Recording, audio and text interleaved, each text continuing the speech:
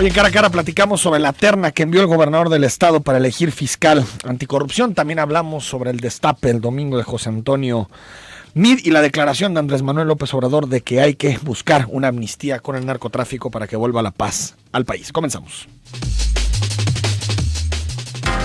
A partir de este momento, estamos cara a cara con la política y sus protagonistas. Cara a cara con los temas sociales y económicos. Cara a cara con la agenda de Jalisco. En esta mesa caben todas las ideas. Promomedios Radio presenta Cara a Cara con el periodista Enrique Tusain.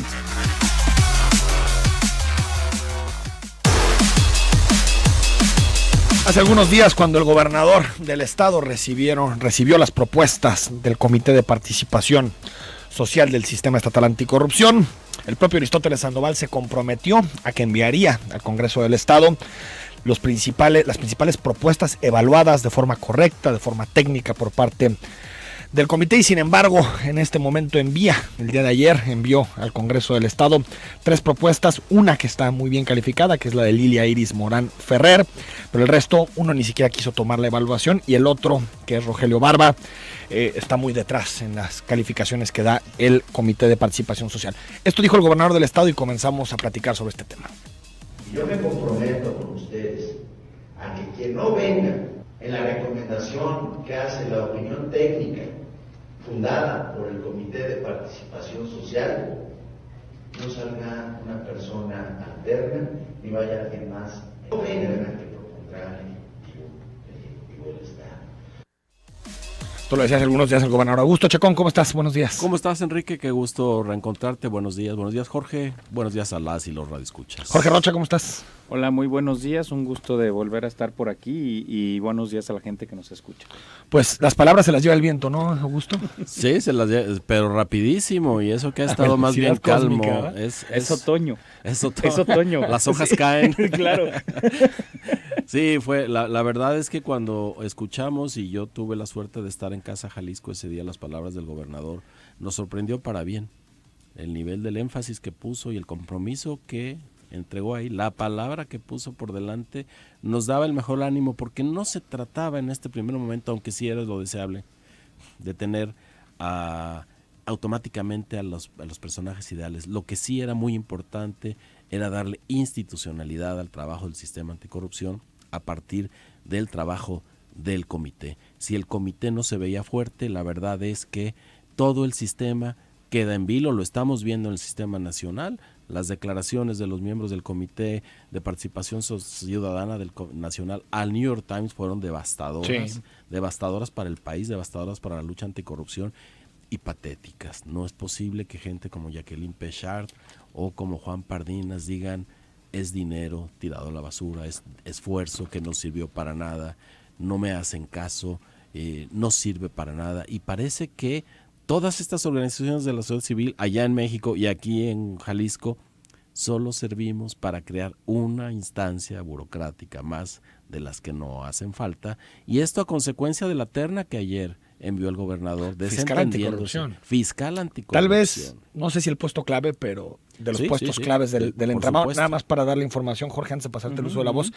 Lilia Iris Morán Ferrer estuvo bien calificada por el comité. Fue el primer lugar, ¿no? Fue el primer lugar, sin embargo, tiene el asterisco de que trabaja en la Secretaría General de Gobierno, aunque viene de algunos sexenios antes, ¿no? No necesariamente está vinculado al sexenio de Aristóteles Sandoval. También está la propuesta de Rogelio Barba, académico, que aparte nunca se ha metido en temas de corrupción hasta donde yo sé, más bien en temas de seguridad, es abogado, pero Rogelio Barba está muy mal calificado por parte del comité. Y en el caso de Adrián Talamantes Lobato, ni siquiera presidente del Colegio de Notarios de Jalisco, ni siquiera presentó su 3 de 3 y tampoco llegó a la evaluación, nada más mandó ahí sus documentos, su currículum vitae. Entonces me parece que esto sí es pues verle la cara al comité, no mandar esta terna. Jorge.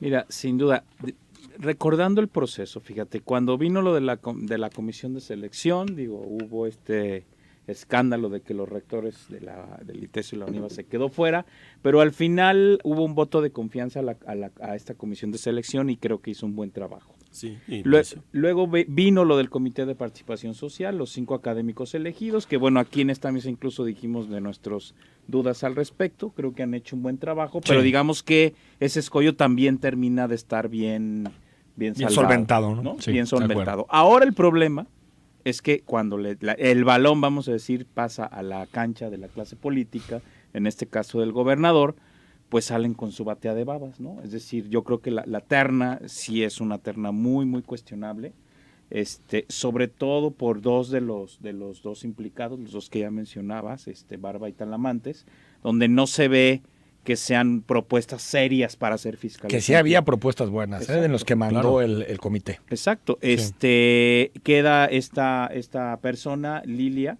que digo, la gran crítica que yo he escuchado, yo no la conozco, pero la crítica es que es muy cercana a Roberto López. Pues trabaja ahí, ¿no? Trabaja está ahí, en la parte sí. de la implementación del nuevo sistema de justicia penal. Ahí el gran problema es que podría tener un conflicto de interés. Totalmente. Y eso hay que decirlo con toda claridad. Pero la verdad es que cuando vemos la terna, pues yo creo que a nadie lo estamos viendo, digamos, de los que estamos interesados en el asunto, como una propuesta seria para este asunto tan importante. Parece, ¿no?, que uno es de Aristóteles, Lilia, parece que Rogelio es de Raúl Padilla, y parece que Talamantes de Enrique Alfaro. Dijeron, uno de cada uno, uno ¿no? de cada uno. Para no hacernos broncas. Eso no es tomar en serio el sistema estatal. Por supuesto que no. Es una muy mala señal. Le está quitando legitimidad, lo está bajando de nivel y está tirando a la basura el trabajo de más de un año de organizaciones, de universidades, de organismos empresariales, inclusive del mismo ejecutivo, que hasta esta decisión de ayer había venido jugando más o menos consecuentemente con su discurso. Ayer yo no sé qué sucedió, o en el proceso en que tomó esta decisión, que sí luce como dejar contentos a las tres fracciones contendientes por el poder. Sí, los que deciden, ¿no? Los que deciden en Jalisco. Así es. Ahora, cuando tú no sigues lo que ofreciste, como es el caso del gobernador, y pones a alguien, dejemos de lado a quienes se prestaron a la evaluación del comité. Quien no se prestó a la evaluación del comité, pues entonces queda como el seguro, eso, ¿no? Queda como el seguro, porque de cualquier forma iba a estar, ese es el mensaje. De cualquier forma iba a estar, porque quizá de cualquier forma va a quedar. O sea, en la terna viene, en este caso Talamantes, Adrián Talamantes Lobato, viene en la terna una persona que se negó a presentar su 3 de 3, que es un eje troncal del sistema estatal anticorrupción, del sistema nacional anticorrupción. Es que es una parodia eso. Es que es una vacilada, no es una se vacilada. niega a presentar su 3 de 3, este señor, y a pesar de eso puede ser el que se encargue de supervisar, fiscalizar, si el resto de la función pública entrega sus 3 de 3 y lo hace de forma adecuada y congruente con lo que ha recibido durante su vida pública. Es una completa vacilada, y además, bueno, ahora sí nos van a aplicar la típica del sabadazo, ¿no? Es decir, ya cuando todo el mundo está cerrando año, cuando todo el mundo está pensando en vacaciones, es cuando se van a dar todo este montón de decisiones, ¿eh? Y yo creo que además el Congreso la va a postergar hasta prácticamente el último día. Sí, si somos consecuentes, ¿no?, con esta... Sí, el 15 de diciembre, que ya medio mundo ya está desconectado, sí, de la vida política. Todos en batería, ¿no? Porque dijeron que el 15 de diciembre tendrán que elegir. Yo creo todos, que se ¿no? van a esperar entonces hasta el final, ¿eh? Para también entre tanta confusión que no haya presión política. ¿Puede enmendarlo el Congreso? ¿Debe debatir la propuesta desde su punto de vista, Augusto? Podría enmendarlo a partir de elegir. Pues nada más hay un perfil. Realmente de los tres, nada más hay uno que lo cumple. A quien lo merece. Tiene el señalamiento, habrá que decirlo también, de una recomendación de derechos humanos. Que parece que fue un tema que solventó en su momento, ¿no? Sí. Pero hay que decirlo, es un tema... parece que no consideró para la óptica de la Comisión Estatal de Derechos Humanos a uno de los hermanos de una víctima como víctima. Que en ese momento no era tan claro, ¿no? Era recomendación para enmendar un proceso, no fue un asunto de tortura o de desaparición. Sí, no la agarraron una práctica, ¿no? Exactamente. No estaba haciendo tehuacanazo, pero ni mucho menos. El Congreso lo podría enmendar, pero insisto, la lectura política que hay que hacer es, si tuerces tu palabra para poner a alguien que no siguió las reglas que dijiste que ibas a respetar, es porque ese alguien ya está seguro, si no, ¿para qué lo incluyes? ¿Por qué te juegas el prestigio que habías construido con tanto trabajo? Sí, ya pactaste uno, ¿no? Así es. No, pero mira, aquí el tema para mí clave, o sea, igual esta persona pues tiene salió muy bien evaluada, igual concediendo el tema de la recomendación de la comisión, pero sí tiene conflicto de interés y además le va a tocar supervisar a un gobierno saliente en el que trabajó. Eso es un problema y hay que decirlo. Yo creo que es un problema, pero al ser calificado como primer lugar por el Comité de Participación, me parece que el gobernador podría tener las credenciales para decir, pues mira, de lo que mandó el comité, esto es lo más rescatable. Y además Tal vez falte dentro del análisis que hace el comité, ciertos indicadores para medir la independencia. Claro. Tal vez técnicamente con el caso que les pone. Que era un tema fundamental. Que era un tema fundamental, ¿no? La autonomía y la independencia. Aquí debemos considerar que estamos apostando por un sistema. Es decir, la persona va a responder a un sistema que le va a estar constantemente mirando su hacer. Sí. No va a ser un funcionario aislado que precisamente se preste a sus intereses, que por lo pronto tenemos una ventaja, ya quedaron evidenciados. Sí. En esta primera momento, elegir un fiscal absolutamente ajeno al movimiento gubernamental o de procuración de justicia no iba a suceder. Así que de lo que se trataba era de construir el sistema para que justamente inclusive esos currículums non santos, que la verdad estamos demasiado exigentes, no pudieran jugarla tan a la tradición. Lo que sucede con esta terna que manda el gobernador es que el sistema empieza a desvanecerse, se diluye, pierde institucionalidad y quedamos es el otra problema, vez ¿no? Que pierda credibilidad, ¿no, Jorge? de personas. Ese es el problema, que pierda que de pronto la ciudad diga, mira, pues tanta cosa, tanto nuevo instrumento, tanta participación. Pero ojo, el asunto de la participación social y la incidencia en las políticas públicas es un asunto de largo plazo. Claro. No es un tema que se resuelve en 3 meses, ¿eh? Claro, no, por supuesto. Sí, pero es un mal paso, ¿no? Es un mal paso y yo creo que hay que ver quién está dando esos mal pasos y el costo más fuerte para los políticos es el costo político. Claro. Al final, el ciudadano tiene la herramienta más importante que se llama voto. Y la otra que yo creo que el Comité de Participación Social, luego de que haga su labor de presentar todas los dictámenes que tiene que hacer, yo creo que sí tiene que salir a dar una explicación de cómo le fue en el proceso, ¿eh? Claro, porque están agobiados. No, y es parte de la transparencia. Exacto, decir, a ver, así nos fue, esto no se puede volver a repetir, necesitamos que la sociedad civil entre con más fuerza, todo eso lo tiene que decir. En el transcurso del día, que eso va relacionado a lo que dices, Jorge, en el transcurso del día, el Comité de Participación Social va a hacer un posicionamiento sobre la terna del gobernador. Creo que está bien que lo haga, ¿eh? Sí, está muy bien. Vamos al corte 33 18 80 76 41.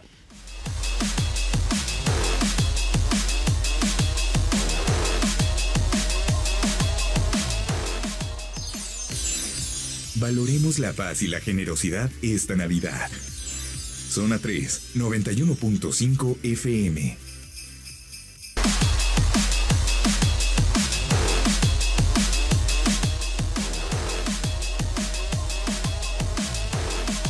De la mañana con 20 minutos. Pues a gusto cerrar nada más este tema. El Congreso, ¿qué decisión debería tomar? ¿Apostar por uno de los perfiles? ¿Evitar y realizar otra convocatoria? No sé. Podría apostar por uno de los perfiles. Podría regresar la terna al gobernador, decir, mándame otra. Actuar en consecuencia de la opinión pública. Y ambos, el gobernador y el Congreso, no deben perder de vista, y eso se unirá con el siguiente tema, que uno de los dos grandes asuntos de las campañas por venir es corrupción. Uh-huh. Y al PRI nacional le va a costar lo que está sucediendo con el Sistema Nacional Anticorrupción. Le va a costar al candidato Mir, y aquí va a costar estos pasos que se están dando en falso. Esos cuestionamientos no son válidos.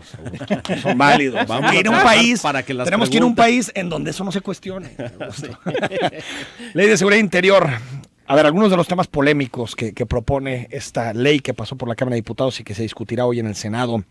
Permanencia permanente en las calles de las Fuerzas Armadas, criminaliza protestas sociales. El presidente de la República podrá decretar intervención en cualquier caso que considere riesgo para la seguridad interior, solo consultando al Consejo de Seguridad Nacional. Y aún sin consultar. Y aún sin consultar, ¿no? Es una prerrogativa directa del Ejecutivo. Al realizar tareas de inteligencia, las autoridades facultadas por esta ley podrán hacer uso de cualquier método lícito para recolectar información. Es decir, hay muchos temas polémicos, Jorge, y también hay que decir que en las Naciones Unidas, el Relator Especial para Derechos Humanos pidió desde el día de ayer que no se apruebe esta ley de seguridad interna. Mira, es una verdadera desgracia en este país lo que está pasando con esa ley, que efectivamente genera, yo creo que sí estamos avanzando en un estado policial,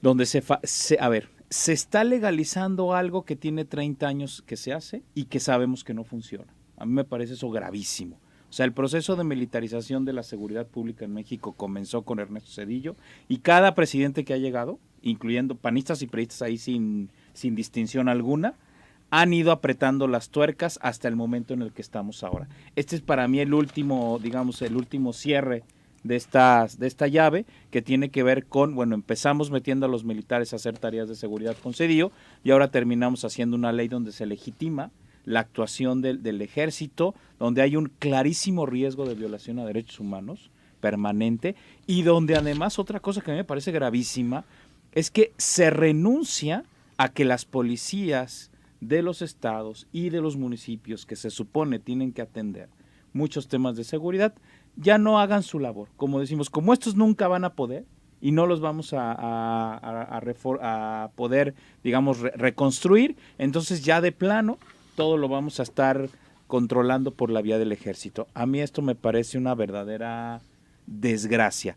Y la otra es que, digo, efectivamente, lo que estamos dando es dándole poderes excesivos al ejército, cuando la tradición, la historia nos dice que en México el ejército ha sido muy proclive a la violación de derechos humanos. Eso también lo dice la historia y lo dicen muchísimos informes de la ONU y de la OEA, que además todos dicen, tienen que desandar el proceso de militarización que han llevado.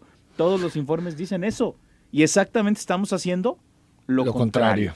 Sí, Augusto. Y además, bueno, de militarizarlo sí en las calles, pero de volver a presidencializarlo. Le estamos dando al presidente de la República un poder impresionante. Yo lo comentaba hace unos días, ¿qué sucede si pierde el PRI las elecciones y un mes después el presidente de la República descubre que en Guerrero las cosas están muy mal, que no hay instituciones, que requerimos la ley de seguridad interior y declara? Y después Tamaulipas, y el siguiente presidente se encuentra con los militares en una buena porción del territorio nacional, en control al menos un año, porque es lo más que le permitirá la ley si se aprueba como está, aunque el mismo presidente podría prolongarla sin pasar por permiso de ninguna especie, ni por un gobernador, ni por nadie. Es increíble. Además, no solo pasa por sobre las policías locales. El dictamen también dice que esto entra en función cuando ya la Policía Federal dice, yo tampoco ya no puedo, aquí ya no hay instituciones. Así que sí es un retroceso gravísimo. Es un centralismo que se acentúa, ya Peña Nieto lo había anunciado desde el inicio de su gestión, mando único, código penal único. Él controla todo, la reforma educativa es absolutamente centralista, el resto de las reformas estructurales lo son, y con esto se reafirma, estamos en manos del señor presidente y ahora sus vicepresidentes, que serán los generales. Ellos estarán al mando de lo que suceda en el territorio concreto. A mí se me hace un retroceso terrible y, como bien dice Jorge, una claudicación a la seguridad pública como la deberíamos poner en práctica. Ahora, me parece que tiene, Augusto, Jorge, visos de inconstitucionalidad, e incluso te dirá de anticonstitucionalidad, porque hay muchos preceptos en la ley, como por ejemplo el asunto de los contrapesos, el asunto de los derechos humanos, del principio pro persona, incluso de la forma en que nuestra Carta Magna ve al ejército. No, nuestra Carta Magna no ve al ejército como policías de barrios, los ve como fuerzas que tienen que proteger la seguridad, la integridad territorial, pero no para temas de seguridad interior. Me parece que ante una Cámara de Diputados que con una alianza PRI, Partido Verde, PANAL, todos los satélites del PRI, algunos del PAN, los que les llaman rebeldes, que también en el Senado seguramente apoyarán la ley, pues parece que va a pasar. Nada más quedará la Suprema Corte como un contrapeso para ver si se puede tumbar la ley desde los tribunales, ¿no? Sí, es un despropósito. Me parece que aquí, bueno, no ha habido, además no hubo debate en torno a esta ley, o sea, no la debatieron los diputados. Yo creo que hoy no la van a debatir los senadores, y por supuesto que a la sociedad civil, que estuvo diciendo claramente, y a los académicos, oigan, eso no lo pueden aprobar, sí, les pasaron por encima. Es decir, hay toda una lógica autoritaria que se está imponiendo, sí, que es lo que está abajo de todo esto. Un regreso autoritario, que además ha sido uno también de las señales de Peña Nieto. Completamente. ¿No? Es decir, ya lo decía también Augusto, esta centralización de varios procesos sociales, y estamos como esta necedad de reinstalar ese presidencialismo añejo, que yo creo que se empezó a desmoronar con Cedillo, precisamente, y que ahora Peña Nieto lo quiere volver a procesar, además con un ambiente de crisis política terrible y una crisis de inseguridad terrible, y que, vuelvo a repetir, también el ejército nos mostró que no ha sido la solución para resolver el problema. O sea, no vamos a experimentar, vamos a legalizar el fracaso de la estrategia. Y no solo eso, Augusto, el ejército entró a estas labores, tú decías desde Zedillo, pero con mucho más ahínco con Felipe Calderón. Y desde ahí el deterioro de la imagen pública del ejército ha sido tremendo por esto que decías, violaciones a derechos humanos. Ha venido en picada y bueno, el general Cienfuegos, que le ha dado por declarar al menos el último año consistentemente sobre la necesidad de contar con un marco legal para hacer lo que hacen. Él ha dicho, no estamos entrenados para perseguir criminales. Y entonces cuando pase esta ley, de pronto el entrenamiento les va a caer del cielo y van a poder hacer las labores que él mismo reconoció que no están preparados para hacer. Recordemos que el 2 de septiembre el presidente de la República, en el mensaje por su 5º informe de gobierno, lo anunció claramente, dijo, nosotros ya hicimos lo que teníamos que hacer como gobierno federal en el tema de la inseguridad. Quienes han fallado son los gobernadores y los presidentes municipales. Ahí les voy porque ustedes son inútiles. Pero si evaluamos a la Policía Federal, está en las mismas que las policías locales, en términos de corrupción, en términos de ineficacia. La Policía Federal tampoco ha podido resolver absolutamente nada. No veo que el ejército lo vaya a hacer, quizá con toques de queda, porque el que entre el ejército va a cambiar más de lo que nos podemos imaginar, claro. y los radioescuchas deben estar muy, muy atentos. Todo se pone en vilo cuando el ejército toma el control. Quizá con esa simulación de los gobiernos autoritarios, donde el toque de queda parece seguridad, y es un sacrificar la libertad por la seguridad, entonces quizá pretendan rendirnos buenas cuentas así, pero creo que más allá de la seguridad, creo que ya no les preocupa tanto, está el control político. Creo que hay un afán de control político, la disputa por el territorio está muy claro, los grandes negocios internacionales ahora aquí en África, en Asia, es la minería, son de minería, y tener ese control de territorio sin la intromisión de la molestísima sociedad civil va a ser una bendición. Así que es un control político y económico que se disfraza de seguridad que no nos van a dar. Es que fíjate, bien lo has dicho, Augusto, es control de minería, es control de agua, ¿sí? También. Y es control de caminos para el trasiego. Así es. O sea, es que ahí la verdad es que a mí me horroriza esto que está pasando en México, y también me preocupa la insensibilidad tan grande que hay en el PRI, en el PANAL, en el Verde y en esta otra, y bueno, y en este PAN que yo ya no sé. No, hombre, el PAN es un desastre, ¿no? Como partido, es un desastre de partido en todas partes, o sea, yo no sé qué están pensando, pero sí es un horror lo que están aprobando. Vamos al corte, regresamos a seguir platicando de este y más temas.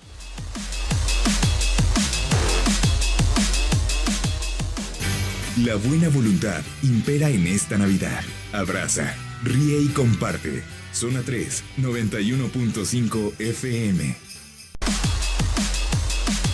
Otra de las declaraciones interesantes de la semana anterior fue la de Andrés Manuel López Obrador en Guerrero, donde se ha hablado de una amnistía al narco. Bueno, vamos a escuchar lo que dijo Andrés Manuel y lo comentamos. Vamos a explorar todas las posibilidades, desde decretar una amnistía, escuchando también a las víctimas, hasta exigir al gobierno de Estados Unidos que lleve a cabo campañas para aminorar el consumo, porque el problema de México no es que se consuma la droga, el problema es que hay mucha pobreza, se abandonó a los productores y se está optando por el narcotráfico. Vamos a plantearlo, estoy analizando. Bueno, realmente amnistías a nivel mundial para delitos ha habido muchos, casi siempre, Augusto, Jorge, por temas relacionados a la política, sobre todo, ¿no? Guerrillas que surgen con una idea política detrás. Está el caso colombiano, que es el más famoso, pero también se ha pedido, por ejemplo, con ETA en su momento una amnistía. Es decir, siempre que salen de procesos dictatoriales, autoritarios, muchas veces se da paso a las amnistías. En este caso, pues ha generado muchísima polémica, Jorge, el hecho de que diga Andrés Manuel López Obrador de que consideraría, si eso es necesario para garantizar la paz en nuestro país, consideraría una amnistía a líderes del crimen organizado. A ver, yo creo que, hay para mí 3 cosas que habría que analizar al respecto. Lo primero es que si ya López Obrador habla de amnistía, estamos hablando de guerra. O sea, cuando tú utilizas completamente. Es buena esa palabra, estás hablando de que estamos en un estado de guerra. Yo creo que lo primero que tendríamos que debatir en México es si estamos en un estado de guerra o no. Yo creo que sí, por el nivel de violencia, solo por la cantidad de muertos ya estaríamos hablando de que tenemos los saldos de una guerra civil, ¿no? Entonces yo creo que tendríamos que, en ese marco, se tendría que discutir si sí o si no. Ahora, el segundo término, que ahí obviamente la posición a López Obrador lo agarra, entiendo que lo que dice es vamos a explorar las posibilidades.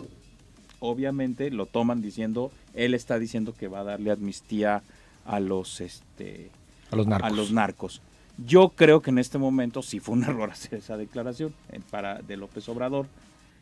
Sí creo que se tiene que discutir el tema de si estamos en una guerra o no, y entonces hacer el análisis al respecto. Lo vuelvo a repetir, pero creo que en este momento esa declaración genera mucha bronca y creo que fue un error de López Y siempre Obrador. empieza el debate de amnistía. En términos ¿Quién? electorales. ¿Dónde? Claro. Obviamente no puedes hacer una amnistía a alguien que asesinó Exacto. una familia, pero pues tal vez uno puede pensar que no es tan sensato estar buscando a alguien que vende 20 gramos de marihuana.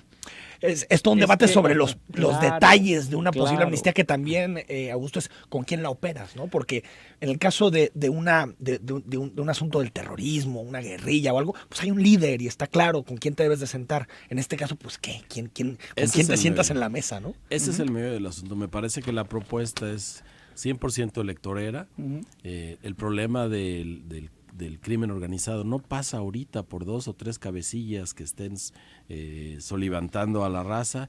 Es ya un problema social intenso. Son ¿A quién vas a amnistiar? 9 cárteles, 9 cárteles, pero esos cárteles descompuestos se dedican en miles de a llevar la familias. droga para todo el mundo. El problema es interno, son la multitud de pequeños de narcomenudistas que se apropian de territorios específicos, Sí. y que si tú ofreces una amnistía, la amnistía normalmente es un intercambio de te invito para que dejes ese estado y te vengas a este otro donde vas a tener estas ventajas. ¿Qué le ofreceríamos a esa multitud de rateros, Sí. de secuestradores que están haciendo su agosto? ¿Qué les ofreceríamos a cambio de dejar de hacer eso? ¿Cuál es el estado mejor al que los llevaríamos a través de amnistiarlos? Lo que dice Andrés Manuel es, si se comprometen ellos a hacer las cosas en paz, pues entonces se les da la amnistía. Eso es lo que entiendo por la declaración. Ojo, tú como gobierno creo que tienes todo el derecho a cambiar las prioridades y decir, yo voy a tomar decisiones de políticas públicas que tengan que ver con no perseguir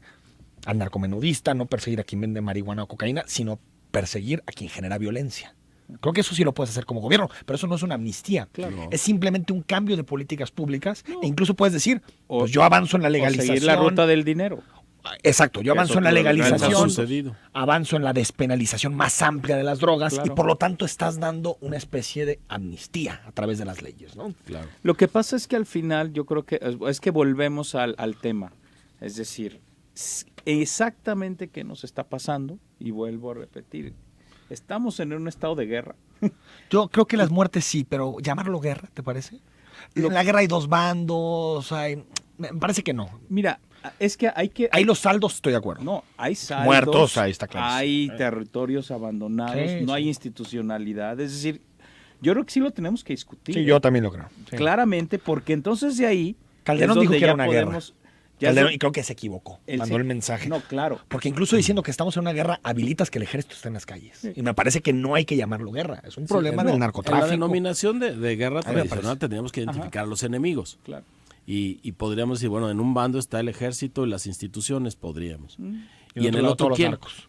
Los Todos. narcos, pero ¿cuáles? ¿Cuáles? Los grandes, los ¿Y chiquitos. los políticos que están en medio? ¿O de- los de funcionarios o los Jalisco, empresarios que están en medio? Los Pero- de Guerrero, los de Sí. Tamaulipas, miren, que son... de acuerdo con todo eso, pero no lo hemos discutido. Y Cierto. se tiene que discutir claramente, porque a partir de ese marco de definición, digamos, ahora sí Se que tienen que toca tomar decisiones. es legalizar cierta o ampliar digamos el consumo, o la posibilidad de consumo, más bien dicho, o es reformar tales cosas, o es irte contra la ruta del dinero, o es irte contra los políticos coludidos. Es decir, ahí ya es y obviamente, y a quienes sí se les va a combatir, digamos, de manera frontal. Pero todo eso se tiene que terminar de discutir al final de cuentas. Y yo creo, bueno, vuelvo a repetir, creo que la opinión del observador es equivocada, o sea, creo que es un error lo que hizo, Es un tema muy serio como para claro, electorizar con eso, ¿no? Exacto. De acuerdo. Más bien yo creo que tendrían que tener todos los actores políticos en acento en decir, vamos haciendo un marco de definición consensado, ¿no?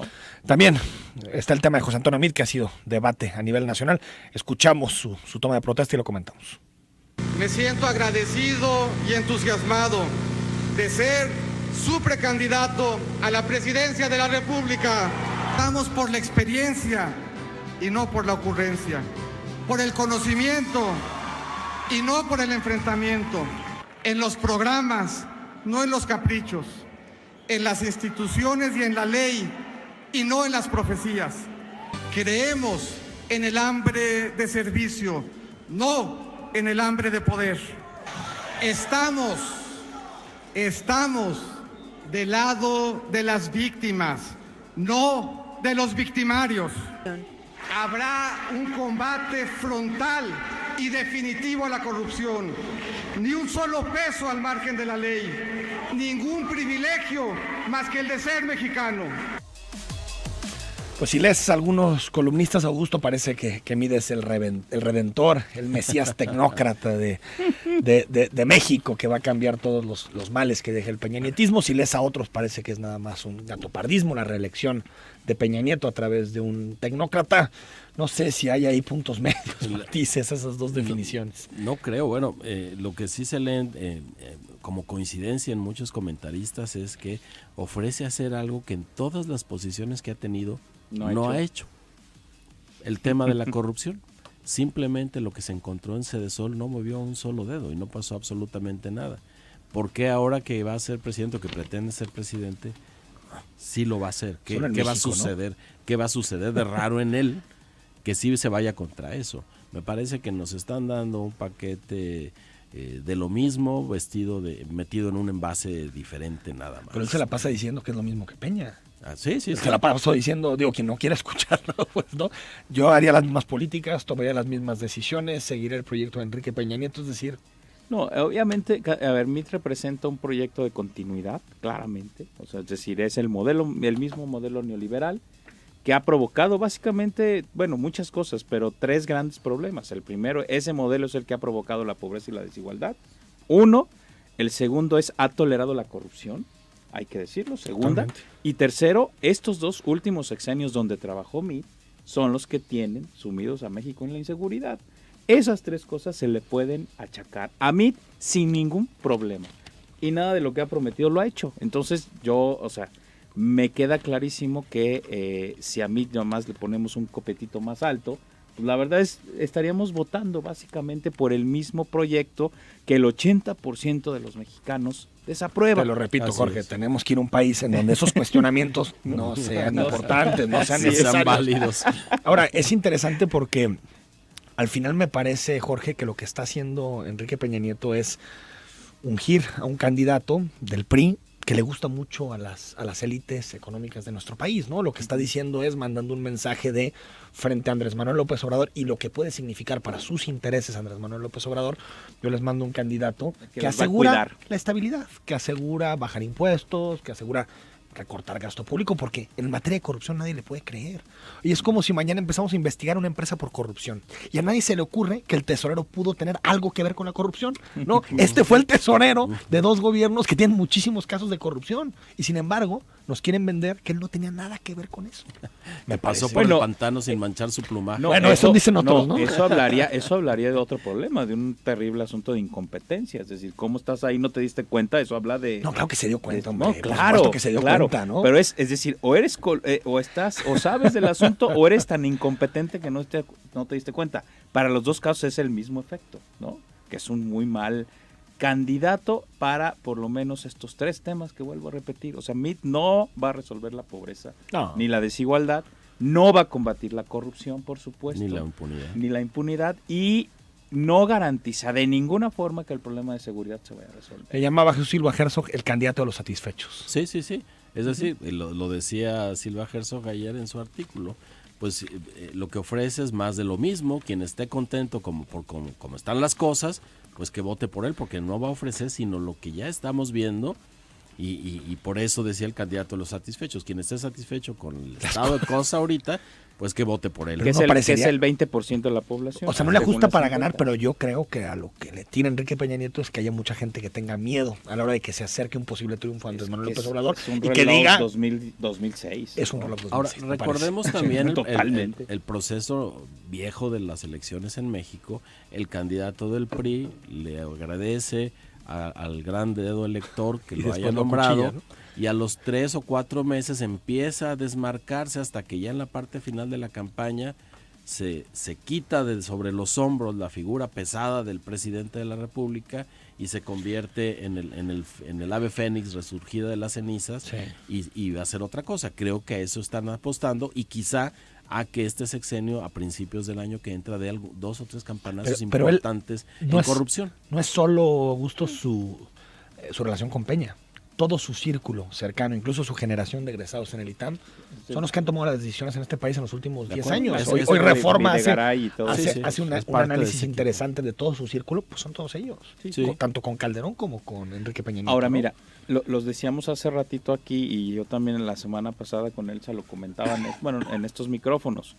Me queda claro que también el PRI frente a este desmoronamiento del PAN, este PAN que se está haciendo morusas, para utilizar la metáfora, este PAN que se está haciendo morusas, yo creo que el PRI le está apostando a que cierto sector de panistas terminen votando por yo creo que sí. No, de que no le está disputando el espacio electoral a Andrés Manuel López Obrador, eso está clarísimo. Están yéndose sobre el panismo, se están yendo sobre este desmoronamiento. Y por otro lado, hoy vimos nos amanecimos con estas afirmaciones del PRD, lo que queda del PRD también. ¿Que van con Mancera? Que van con Mancera. Que de los 50 candidatos que tienen, eligieron a Mancera. Sí, por favor. Claro. Ya se pusieron de acuerdo en algo, eso sí hay que... Pues sí, se pusieron de acuerdo en el único que tienen, ¿no? Como para decir, miren, señores del frente, no crean que Anaya está tan fácil, nosotros también tenemos un candidato. Sí, tenemos. Está tan descompuesta la política mexicana que hasta Morena va a ir con Encuentro Social, ¿no? Dios de como coalición. Vamos al corte, regresamos para leer sus mensajes.